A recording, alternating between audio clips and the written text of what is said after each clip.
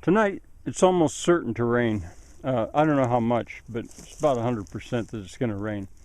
And I wanted to film this because this is a spring. I thought it was a spring, but if it's a spring, well, it is, but it dries up. It's because of my doing. It has to do with the iron mining that happened up there.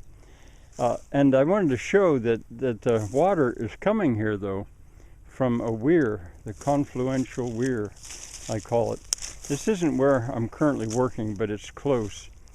And you can see I'm diverting water from back up in there, which is downstream some from where I've been working at the, what do I call it, the log drag weir. This is a confluential weir. And it's going by here, and with a little bit of rain, if it gets stronger, it may back up into the pool below that spring, which I haven't been able to find yet. So this is kind of just for me and for the record. That's where I was, and this is what I call the confluential spring, weir, confluential weir. Confluential because it's at a confluence between that creek and this creek. This one is still dry on the right hand side. This one is the one I'm working on up there in the last few videos. And what I'm going to do up there is basically the equivalent of this. Although I've talked a lot about this in past videos, I should say that this area was used for washing iron ore. It took me a long time to figure that out, why it looked like it did. And that cliff is a mine face. They dug iron ore off that cliff, among many other places up on the mountain and that whole hillside.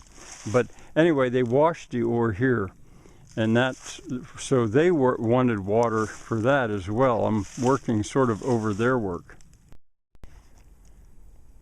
Well, it's been probably 3 hours since I was here, and you can see that the water hasn't really advanced any. I may dig a little bit here. But as I said just back a little in this video, it's going to rain tonight. It's the reason I came up here now, actually, to see what it looked like now before the rain comes. While I'm at it, I'm going to film this too. This is some woods that I let the pigs in. Now, they haven't been there, except a few that got out. These are young oak trees mostly. But on the right of the fence that I'm following, they have been here. And look at what they have done.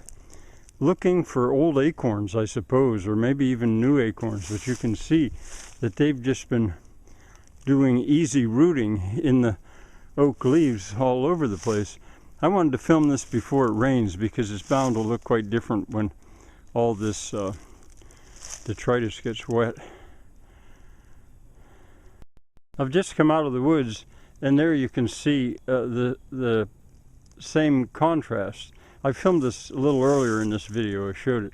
That's where the pigs have been to. It's been very dry, so they couldn't do what they wanted to really, and that's where they have not been to.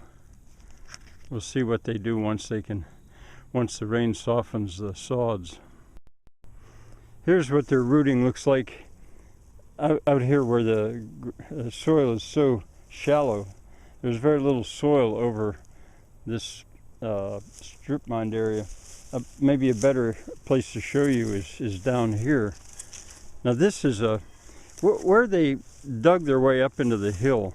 Soil has collected over the years.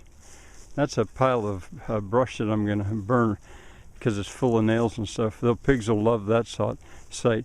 But anyway, here you can see there's really no soil at all. I mean, really almost none. But the pigs have rooted to the best that they could, and I think that that's a good thing. I'm trusting that it is. I'll have to go on with that later. That's where I just was. You might be able to see that brush pile there. One of the reasons I took the chance that it would be a good thing for this land to let the pigs in was because I wanted them to clean up around all this machinery, which they will do. I'm going to clean this area up. Now this area, the goats would not eat it. I've had cows here. The cows, there wasn't really anything to eat. Same with horses. I mean, so I thought, well, let's see what the pigs will do. Once they root it up, see, that'll be a good bit like plowing, sort of, and I can seed it if I want to. But the best thing is weeds will grow there then, and I've recently learned that that's a good thing.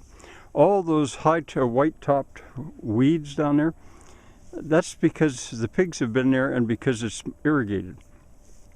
And that is boneset. That's what I call it. I think it's also called thoroughwort. So anyway, here you get a little wider perspective of what's going on. The place that I'm doing the major digging to try to establish the confluential weir is right in there, and it's back in there is where that uppermost weir is that I'm just developing now, which I call the log drag weir.